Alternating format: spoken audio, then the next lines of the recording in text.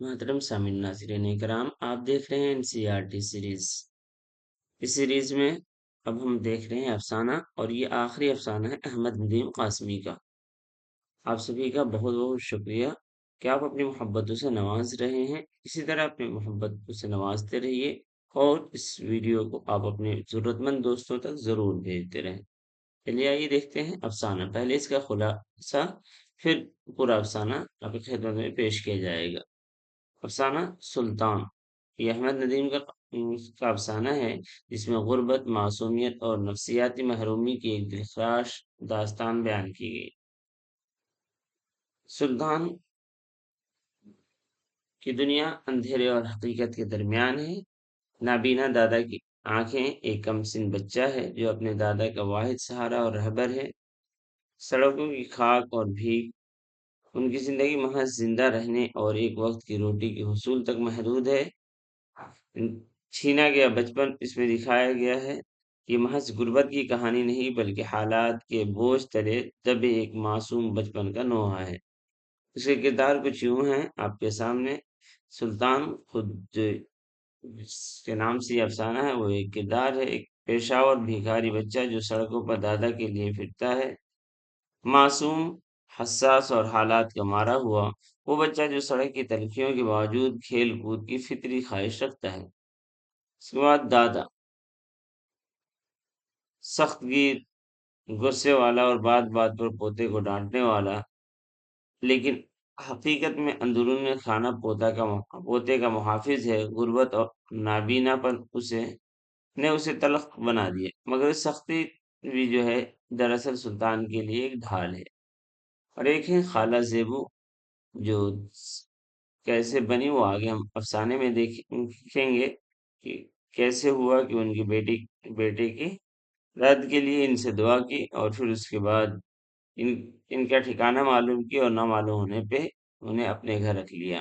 ہر وقت کوسنے اور ڈانٹنے والی محلے دار عورت، ہمدردی کا پیکر جو مشکل وقت میں پناہ دیتی ہے، اور اور دادا کی غیر موجودگی میں سلطان کے لیے روٹی کا بندوبست کرتی ہے۔ بچپن اور ذمہ داری کی جو کشمکش ہے، اس کو سلطان اس کا نمونہ ہے۔ سڑک کے بے رحم حادثات سے بچانے کے لیے دادا کی ڈانٹ بظاہر ایک سزا تھی، مگر در حقیقت وہ ایک حفاظتی حصار تھی۔ یہ کرتا کیا ہے، مداری کا تماشا اور بندر کا ناچ دیکھنے لگتا ہے۔ نڑیڑیاں کھانے اور بچوں کے ساتھ کھیلنے کی للچائی ہوئی اس کی خواہش رہتی ہے، کیونکہ ادھر نابینا دادا کی رہنمائی اور کڑی دھوپ میں مسلسل اس کا سفر رہتا ہے۔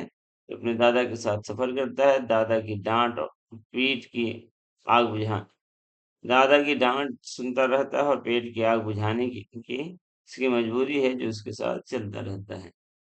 اس میں یہ بھی دکھایا گیا ہے کہ طبقاتی تفریق اور احساس کمتری کی جو دیوار ہے، وہ کیسے حائل رہتی ہے۔ ایک طرف امیر بچوں کے کھلونے، ولوری ولوری گولیاں اور بنگلوں کے سبززار ہے، اور دوسری طرف سلطان ان کے ساتھ کھیلنے کی ایک بے ضرر اور معصوم تمنا رکھتا ہے، لیکن بچے اس کو یہی کہہ دیتے ہیں کہ یہ غداگر ہے، اندھے غداگر کا پوتا ہے، یہ تو بھیکاری کا بچہ ہے۔ معاشرے کا وہ تلخ رویہ جو ایک غریب بچے کو حقارت سے دھتکار دیتا ہے۔ یہ واقعہ محض ایک کھیل سے محرومی نہیں تھا، بلکہ سلطان کے لیے کچے ذہن پر سماجی حیثیت کی تفریق کی گہری چوٹ تھی، جو اس کے ذہن پہ نقش ہوتی ہے۔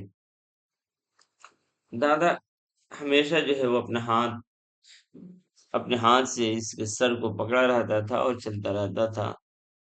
تو اسے تو شروع میں یہی لگتا تھا، ابتدا میں دادا کے انتقال سے پہلے سلطان کو یہ ہاتھ ایک قید، بے پناہ بوجھ اور کسی لوہے کی ٹوپی جیسا محسوس ہوتا تھا، جو اس کی آزادی چھین لیتا تھا۔ لیکن جب یہی ہاتھ ہٹا، تو یہ در حقیقت اسے پتہ چلا کہ اندھیرے میں ڈوبی اس دنیا میں یہی ہاتھ اس کی بے سمت زندگی کا واحد توازن ہے، جسے بیلنس کر کے رکھتی ہے، رہبر اور احساس تحفظ ہے۔ وہ کب معلوم ہوا؟ جب یہ ہاتھ سر سے ہٹا تب۔ سانحہ، وہ ہاتھ جو ہمیشہ کے لیے اٹھ گیا۔ مسلسل کھانستا رہتا تھا دادا، وہ مسلسل کھانسی، بیماری اور پھر ایک اچانک خاموشی۔ یہ گزیبو کی آواز اس کے کانوں میں ہمیشہ گونجتی رہتی تھی، تیرا دادا تو اللہ کو پیارا ہو گیا۔ سلطان کی دنیا کا واحد سہارا، وہ بھاری ہاتھ اور لوہے کا خول اچانک غائب ہو گیا، اور وہ مکمل طور پر تنہا، کسی حصار کے بغیر، کسی قید کے بغیر، اور وہ اکیلے ہی اس خالہ زیبو کے کہنے پہ جب بھیک مانگنے جاتا ہے، اور تب بھی یہی کہتا ہے کہ اس اندھے بیچارے کو دے دو، تو لوگ اسے کہتے ہیں کہ تو اندھا کب سے ہو گیا؟ ٹوٹا ہوا کاسا اور روح کی بھوک۔ ہر قدم پر جو دادا کے بغیر پہلی بار سڑک پر نکلنا، قدموں میں وہ پہلی جیسی ترتیب اور منزل کا احساس نہیں رہا، اور ہر قدم پر سر پر دادا کے ہاتھ کی کمی کا شدت سے احساس ہوا۔ خالہ زیبو نے پیٹ بھرنے کے لیے روٹی دے دی تھی، لیکن اب کاسا ہاتھ میں ہونے کے باوجود یہ بھوک پیٹ کی نہیں بلکہ روح کی تھی۔ تو پیٹ تو بھرا ہوا تھا، لیکن روح پھوکی تھی، اسی کو بتا دی۔ تو ایک بابو جب سامنے سے گزرتا ہے تو یہ بچہ اس کو کہتا ہے، نقطہ عروج اس کا وہ ہوتا ہے کہ معاشرے کی بے حسی اور ٹوٹا ضبط التجا کرتا ہے سلطان کا بابو کے پیچھے بھاگنا اور روتے ہوئے کچھ مانگنے کی کوشش کرنا، اور بابو جو ہے وہ اسے دھتکارتا ہے۔ بابو اسے ایک پیشاور جھوٹا بھکاری سمجھتا ہے، غصے سے کہتا ہے، نوکری کرے گا، بھیک نہیں مانگتا، اس نے جواب دیا۔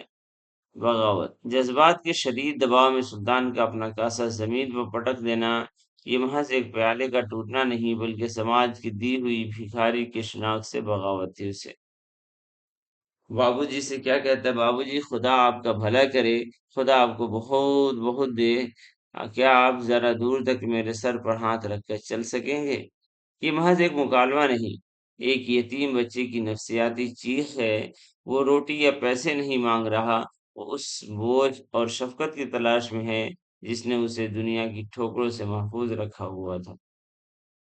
اور کچھ اس کے مرکزی خیال دکھا رہے ہیں کہ سماجی بے حسی کا المیہ کیا ہوتا ہے۔ غربت کی بھیٹ چڑھ جاتا ہے بچپن، اس میں آنسو بہانے والا کوئی نہیں، معاشرہ صرف کاسا دیکھتا ہے، کاسا اٹھانے والے کی نہیں کہ آنسو نہیں دیکھتے ہیں، اٹھانے والے کا آنسو کوئی نہیں دیکھتا ہے۔ طبقاتی دیوار کھڑا ہے، امیر اور غریب کے درمیان ایک ایسی نہ ٹوٹنے والی دیوار جو ہمدردی کے ہر راستے کو مسدود کر دیتی ہے، بند کر دیتی ہے۔ معاشرہ غریب کی حقیقی مجبوری کو بھی پیشہ وارانہ دھوکہ اور فریب سمجھتا ہے۔ بابو کا رویہ اسی بے حسی کے قاصد کرتا ہے۔ دوسرا یہی ہے، محرومی کے نفسیاتی اثرات کیا ہیں؟ مادی ضروریات بمقابلے جذباتی سہارا، توازن کا خاتمہ، اور محبت کا بوجھ۔ اب غرض اس کا یہ ہے کہ حرف آخر کاسا ٹوٹ سکتا ہے، روح کی بھوک نہیں۔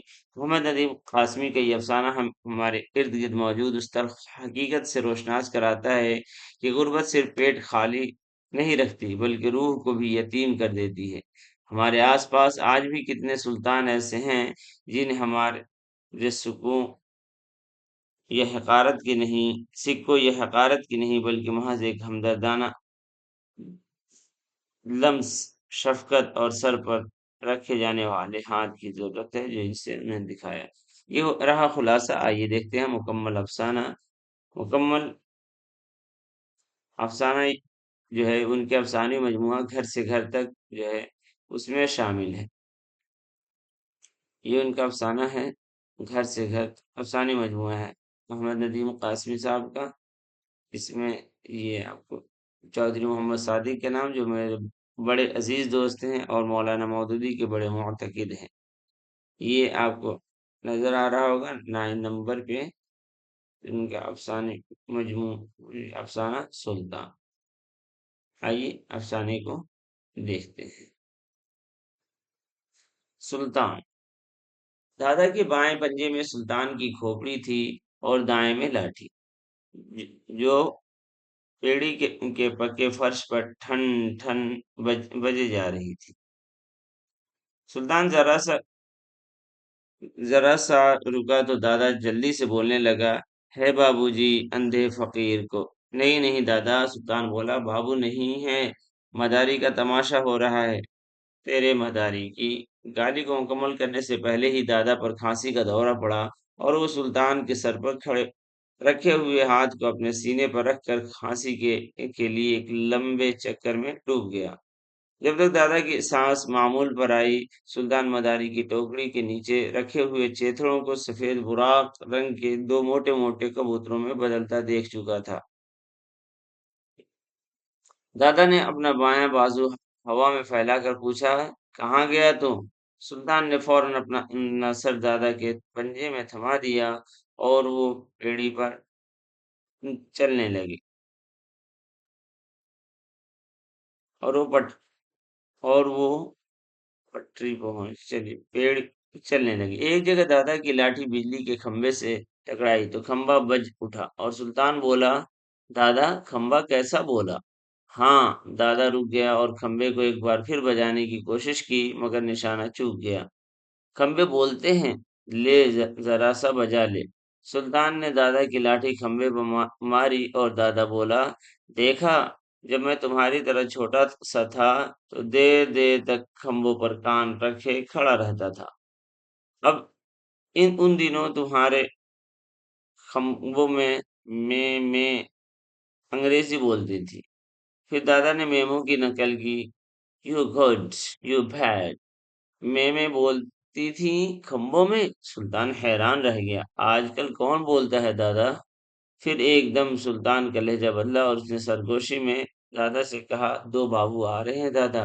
دادا جلدی بولنے لگا، ہے بابو جی، اندھے فقیر کو راہ مولا ایک روٹی کے پیسے دیتے جاؤ، اللہ تمہیں ترقی دے، اللہ تمہیں بیٹے اور پوتے دے۔ ایک بابو کہا مار کر بولا، یہ بڈھا تو خاندانی منصوبہ بندی کے خلاف پروپگنڈا کرتا پھرتا ہے۔ پھر دونوں زور زور سے ہنستے ہوئے گزر گئے، چلے گئے۔ سلطان نے آہستہ آہستہ سے کہا۔ پھر ذرا سا رک کر اس نے بابو کو ان کو گالی دے دی۔ دادا نے اپنے پنجے کو سلطان کی کھوپڑی پر دبایا، پھر وہی بک بک، کل کیا کہا تھا میں نے؟ کبھی کسی نے سن لیا تو ادھر کا منہ ادھر لگا دے گا۔ سلطان چپ چاپ دادا کے ساتھ چلنے لگا۔ کچھ دیر کے بعد بولا، میرے سر پر جہاں تمہارا انگوٹھا ہے نا دادا، وہاں ذرا سا کھجا دو۔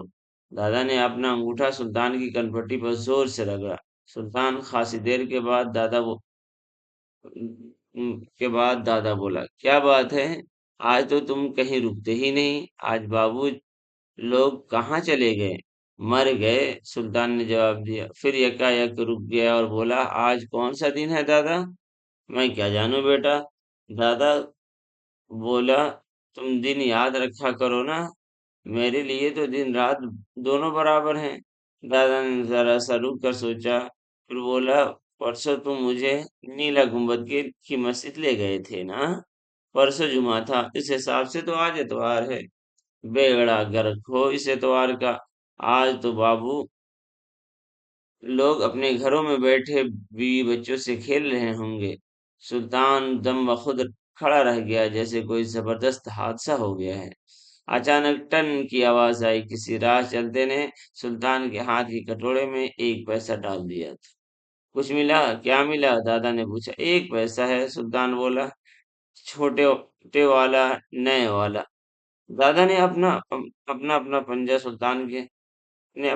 سلطان کے سر پر گھمایا، جا کوئی چیز لے کر کھا لے، جا میں یہی کھڑا ہوں، ایک پیسے کا تو کوئی کچھ نہیں دیتا دادا، سلطان بولا۔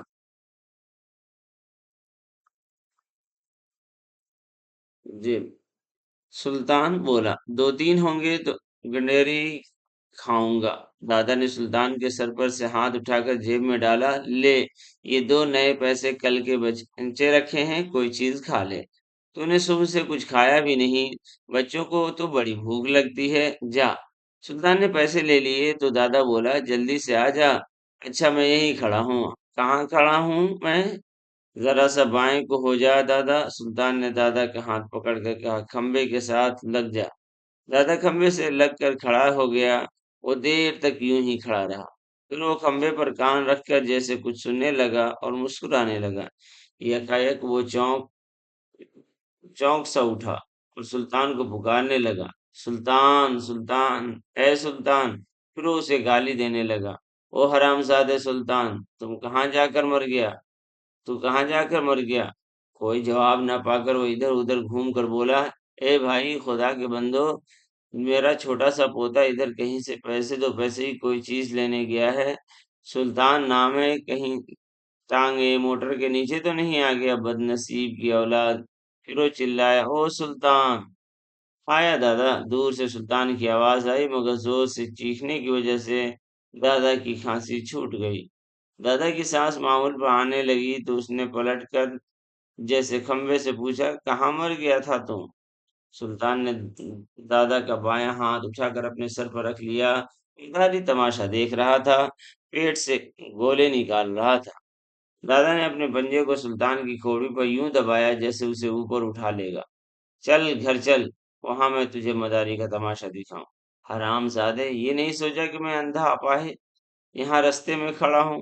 سلطان چپ چاپ چلنے لگا۔ کچھ دیر کے بعد دادا نے نرمی سے پوچھا، کیا کھایا؟ گنڈیریا، سلطان بولا۔ ارے کمبخت، گڈیڑیا تو پانی ہوتا ہے۔ دادا پھر غصے ہونے لگا، چنے کھا لیتا تو دوپہر تک کا سہارا ہو جاتا۔ سلطان چپ چاپ رہا۔ کٹورا ہاتھ میں لٹکا تو نہیں رکھا؟ کٹورا ہاتھ میں لٹکا تو نہیں رکھا؟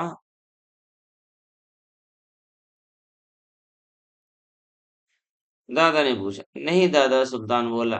ہاں، دادا نے بڑی نرمی سے نصیحت کی، اٹھائے رکھا کرو، لٹکا رہے تو لوگ سمجھتے ہیں یہ بھکاری نہیں ہے، سودا لینے چلے ہیں۔ سلطان چہکنے لگا۔ ایک بار میں کٹورے میں تیل لینے جا رہا تھا تو ایک بابو نے اس میں دونی ڈال دی تھی، یاد ہے دادا؟ ہاں، دادا بولا، پر ایسا کم ہوتا ہے، ایسے بابو کم ہوتے ہیں۔ دادا سلطان نے کہا، انگوٹھے والی جگہ کو ایک بار پھر کھجا دے۔ دادا نے سلطان کی کنپٹی پر انگوٹھا زور سے رگڑا اور بولا، آج واپس آج واپس جا کر میں زیبو بیٹی سے کہوں گا کہ میرے بچے کے سر میں سے جوئیں چون لے۔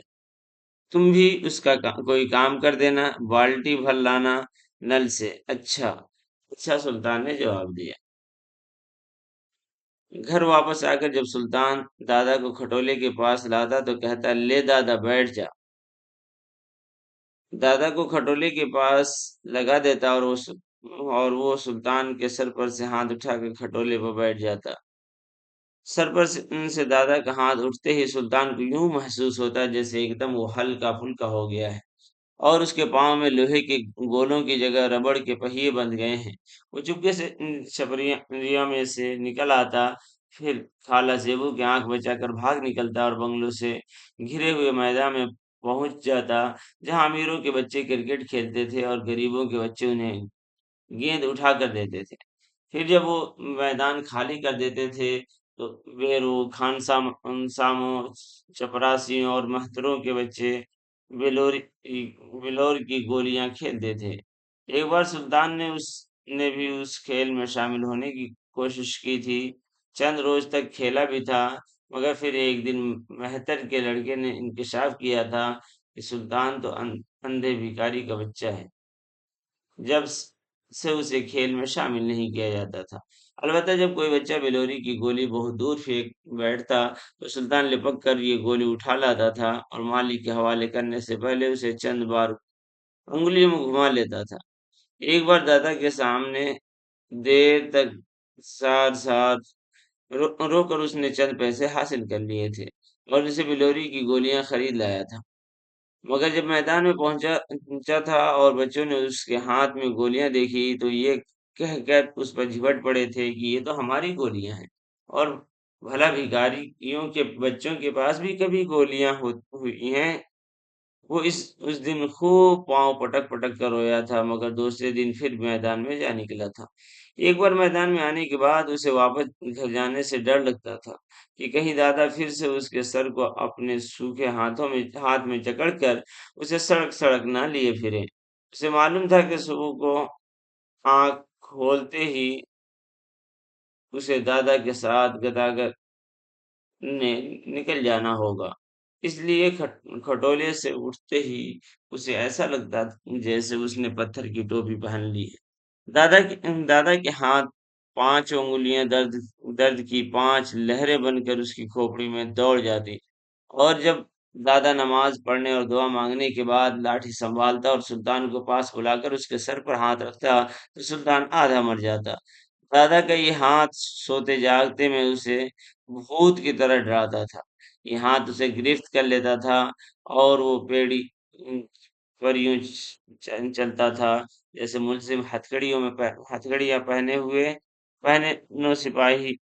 पहने सिपाही के साथ चलते हैं। और फिर कैद खाने के सदर दरवाजे के जंगले में से बाहर सड़क पर लोगों को चलता फिरता हंसता मुस्कुराता देखते हैं, मगर बस देखते रह जाते हैं और उनकी बसारत के साथ सलाखें सलीबों की तरह चिमट जाती है। जब दादा का हाथ अपने सर पर रखे वो उसके साथ साथ चलता था तो कई बार उसका जी चाहा कि गुंडेरी वाले के खोचे खांचे में से जो गुडेरी लुढ़क कर गंदी नाली के किनारे जाकर रुक गई थी वो लपक कर खा ले। बाबू ने केला खाकर जो छिलका फेंका है उसे बढ़ के उठा ले और जरा सा चाट ले। मगर जब भी उसने किसी बहाने दादा से जरा सा रुक जाने को कहा तो दादा ने अपनी अंगुलियां उसके सर की हड्डी में गाड़ दी और वो बोला, मैं तुझे नहलाने निकला हूँ कि तू मुझे गदागर कराने निकला है। तो मैं तुझे टहलाने निकला हूँ कि तू मुझे गदागर कराने निकला है। अरे बदबख्त, दिन भर में 4-5 आने की भीख न मिली तो जेबू 2 वक्त की रोटी हमें क्या अपने घर अपने घर से खिलाएगी। उसकी यही मेहरबानी क्या कम है कि उसने हमारे सर छुपाने को अपनी छपरियां दे रखी है। काफी दिनों के बाद दादा बंगले से भीख मांगने के बाद जब महतेरों की क्वार्टरों के पीछे बेगू कोचवान के घरौंदे के सामने से गुजरा तो उसकी माँ से वो लपक कर आई और बोली, अरे बाबा दुआ कर, अल्लाह मेरे बेटे की पसली का दर्द ठीक कर दे। मैं तुझे पूरा 1 रुपये दूंगी। दादा ने वहीं खड़े होकर दुआ मांगी थी। फिर चंद रोज के बाद उसने सुल्तान को दोबारा उन्हीं बंगलों की तरफ चलने को कहा। अभी वो बंगलों तक नहीं पहुंचे थे कि जेबू ने उन्हें रास्ते ही में पकड़ लिया। दादा को 1 रुपया दिया और बोली, मुझे बता तू कहाँ रहता है? बाबा, मैं जुमेरात की जुमेरात तेरी सलामी को आया करूंगी। फिर जब उसे मालूम हुआ था कि दादा पोता तो किसी दुकान के छज्जे तले पड़े रहते हैं, तो उसने बेटे से कहकर छपरिया खाली करा दी थी और जब से वो दोनों वही रहते थे। दिन दिन भर की भूख उसको ला देते थे। दिन भर की भीख उसको ला देते थे और वो उसी हिसाब से उन्हें रोटी पका देती थी। उन दिनों दादा से वो अपने बेटे की औलाद होने की दुआ करा रही थी। सुल्तान को दादा के अलावा खाला ज़ेबू भी अच्छी नहीं लगती थी। वो जब भी दादा को वापस छपरिया में पहुंचा कर निकला तो ज़ेबू से छुप कर निकला। वरना वो शोर मचा देती थी कि लो देखो, अपने बूढ़े अपाहिज दादा को अकेला छोड़कर खेलने चला है। जिस रोज दादा दिन ढले ही थक कर वापस आ जाता और सुल्तान को खिसक जाने का मौका न मिलता तो जरा सा सुस्ता लेने के बाद वो फिर से लाठी संभाल कर कहता, चल सुल्तान, चौक का एक और चक्कर लगवा दे। आज कुछ ज्यादा मिल गया तो कल तेरी छुट्टी। मगर ये छुट्टी कभी नहीं मिलती थी, इसलिए कि कुछ ज्यादा कभी नहीं मिलता था। अलबत्ता अब कुछ अरसे से यूं यूं होने लगा था कि दादा को आधी रात के बाद दमे के दौरे पड़ते और खांस खांस और हाँफ हाँफ कर सुबह तक अधमुआ हो जाता। उस रोज वो गधा पर नहीं निकलता था मगर सुल्तान को जब भी छुट्टी नहीं मिलती वो दिन भर बैठा दादा के कंधे पर पसलियां दबाता रहता और उसके हाथ रुकते तो दादा की खांसी से भेजी हुई आवाज में उगारता, क्यों सुल्तान क्या कर रहा है, मर तो नहीं गया? सुल्तान फौरन दादा के कंधे पकड़ लेता और जी में कहता, अल्लाह करे तो तू खुद मर जाए। दादा, तू मर जाए, अल्लाह कसम कैसे मजा आए। अल्लाह करे तो जल्दी जल्दी से बस अभी अभी मर जाए और मैं बंगले की बीवी से उसके बच्चे की टोपी की भीख मांग कर अपना सर ढांप लूं। फिर एक रोज दादा सचमुच मर गया। वो टूटती रात तक सर को घुटनों पर रखे खांसता और हाँफता रहा और उसकी पसलियां फूकती और सिमटती रही। सुल्तान ने उसके कंधे पर कंधे दबाता रहा और उसकी रीढ़ की हड्डी के किनारों को अंगूठों के पोरों से सहलाता रहा। फिर वो सो गया और जब सुबह को उसकी आंख खुली तो रोती हुई खाला जेबू ने उसे बताया कि सुल्तान, तेरा दादा तो अल्लाह को प्यारा हो गया। यकायक सुल्तान के अंदर चार तरफ फुलझड़ियां सी छूटी और वो बोला, सच? जैसे उसे यकीन नहीं आ रहा कि वो के दादा लोग भी मर सकते हैं। फिर वो बेगू का कोचवान आसपास के लोगों को जमा कर लिया और वो दादा को गुस्ल देकर दफनाने ले गए। साले से वो वक्फे वक्फे से रोती रही और उसकी बहू ने भी सुल्तान को बड़े प्यार से दिन भर अपने पास बैठाए रखा। बेगू भी कब्रिस्तान से वापस आया तो सुल्तान के लिए गुलेरियां लेता आया और गुलेरियां चूसते हुए सुल्तान सुल्तान ने सोचा, जब दादा मर जाते हैं तो कैसे मजे आते हैं। रात भी खाला जेबू ने उसे छपरिया में न जाने दिया कि बच्चा है डर जाएगा। सुबह को उसने सुल्तान को रात की एक चपाती और लस्सी का एक प्याला दिया। खूब पेट भर कर वो उठा तो जेबू ने पूछा, कहाँ चले बेटा। सुल्तान को यह सवाल बड़ा अजीब सा लगा। हम कहीं भी जाएं तुम्हें क्या, हमारा दादा तो मर गया। सुल्तान को खामोश पाकर वो बोली, नहीं बेटा, भिखारी लोग खेलते वोलते नहीं हैं। फिर वो उसे हाथ से पकड़ कर छपड़िया में ले आई और कटोरा उठाकर उसके हाथ में थमाते हुए बोली, भिखारी लोग भीख न मांगे तो खाएं कहाँ से। आज कहीं से 8-10 आने कमा ला, मैं तुझे चावल खिलाऊंगी। जा बेटा, किसी आबाद सड़क का एक फेरा लगा ले, अल्लाह तेरा साथी हो। सुल्तान ने हाथ में कटोरा ले लिया मगर छपरिया से बाहर आते ही वो रुक गया। वापस छपरिया में घुसा जैसे कुछ आया है। फिर वो बिलबिला कर रो दिया और खाला सेबू के फैले हुए हाथों से कतरा कर भाग निकला। उसका चेहरा आंसुओं से तर हो रहा था जब उसने सड़क पर एक बाबू के सामने कटोरा फैलाया। बाबूजी, अंधे फकीर को राह मौला एक रोटी। उसने जार जार रोते हुए दादा के अल्फाज दोहराए। क्या तू अंधा है? बाबू ने सख्ती से पूछा। सुल्तान को यकायक अपनी गलती का एहसास हुआ और घबरा के उसने नफी में सर सर हिला दिया। फिर वो फूट फूट कर रोने लगा। झूठ भी बकता है और रोता भी है, बाबू ने डांटा। नौकरी करेगा? उसने पूछा और फिर सुल्तान को मुसलसल रोता पाकर जाने लगा। सुल्तान रंधी हुई आवाज में बोला, है बाबूजी, राह मौला, पैसा दे दो। दो पैसे देते जाओ। बाबू पलटे बगैर आगे बढ़ गया। वो काफी दूर गया था जब रोता हुआ सुल्तान यकायक उसकी तरफ दौड़ने लगा और पुकारने लगा, बाबू, है बाबूजी। बाबू रुक गया। आसपास से गुजरते हुए लोग भी थक गए।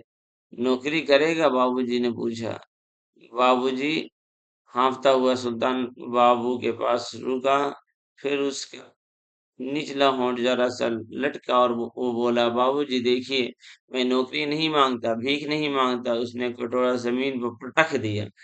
तो फिर मुझे क्यों पुकारा? बाबू ने जमा होते हुए लोगों पर एक नजर दौड़ाकर जरा तल्खी से पूछा।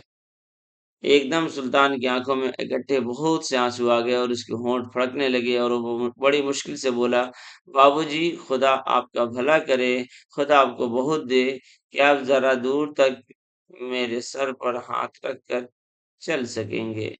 लो और सुनो। बाबू अहमकों की तरह हुजूम देखने लगा। यहीं पे ये अफ़साना ख़त्म होता है। दीजिए इजाज़त। अल्लाह हाफ़िज़। इसके बाद ड्रामे का जो पोर्शन है वो शुरू होगा और आपका काम यही है कि आप उस चैनल को अभी तक सब्सक्राइब नहीं किया तो सब्सक्राइब करें और अपने ज़रूरतमंद दोस्तों तक पहुँचाएँ। अल्लाह हाफ़िज़।